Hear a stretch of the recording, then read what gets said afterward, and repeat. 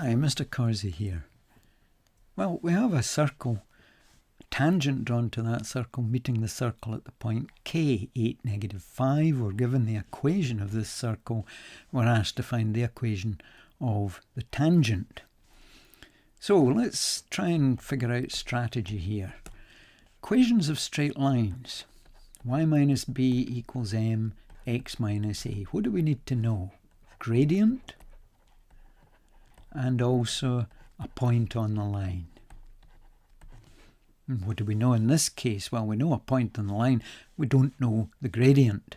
However, we know it's a tangent to the circle, and we also know a result about tangents and radii, that they're at right angles. And there is a result that says if we know the gradient of one line, then we can deduce the perpendicular gradient. And that's because when we multiply these two, we get -1. So all these results can be brought together in this case. The only missing thing really to find the gradient of this radius, we would need the coordinates of the centre. So let C be the centre of the circle. Then how on earth do we find the centre of this circle? All we know about it is the equation, the general equation of that circle. Now, to find the centre from this, this will only work, here's a warning, it'll only work if you've got 1x squared plus 1y squared, not if there's 6x squared plus 6y squared or -2x squared minus 2y squared. So long as there's 1x squared plus 1y squared, then this will work. The centre comes from the x coefficient and the y coefficient. That's the number multiplying the x term and the number multiplying the y term. And the procedure is to half and change sign. So half of -12 is -6, change the sign to +6. Half of -6 is -3, change the sign to +3. That's the centre of the circle.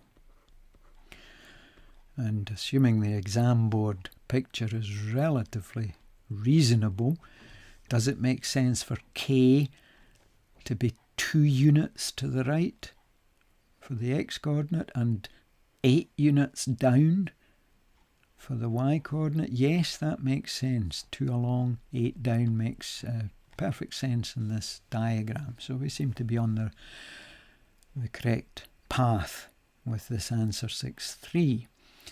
So let's work out the gradient of this radius. So the gradient of the line from the centre to the point of contact, k, is equal to, now the gradient formula is the y difference over the x difference. 3 minus -5, that's the y difference of the two y coordinates, over 6 minus 8. And you notice I'm starting with the same point, 6.3.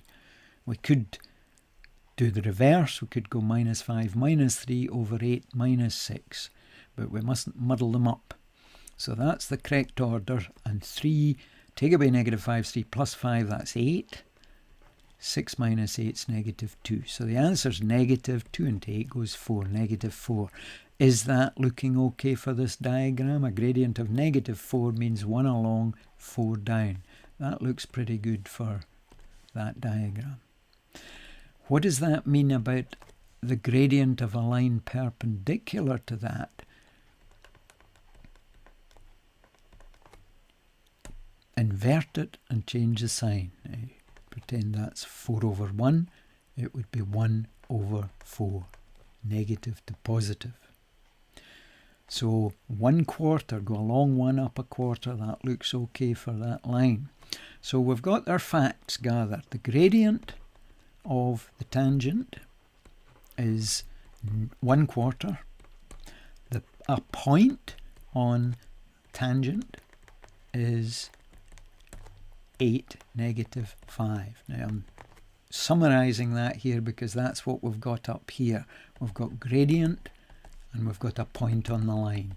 So we can use our y minus b equals mx minus a. So the equation of the tangent is y minus b, that's your -5, equals m, that's the gradient, a quarter, x minus 8, x minus a.